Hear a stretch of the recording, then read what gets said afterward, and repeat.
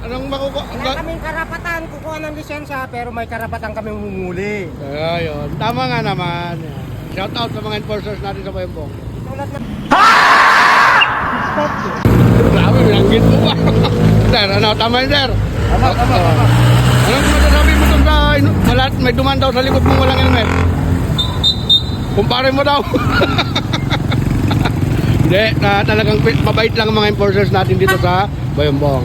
Kapag marunong ka naman makiusap ka. Pero pag bumbong ka, ay, Tuluyan ka. Yun ang masama.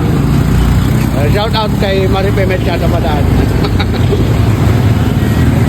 Helmet, yan mga yan. Pinaghuli. Yung kolorom kolorom. Kolorom, nakisot natin. Ngayon, impound na agad, sir. I-impound na kami ng kolorom. Sa sidecar lang. Pero hindi pwede sa motor. Yan. Baklas sidecar, pwede. Shout out sa pamilya ko dyan. Brian, Guillermo.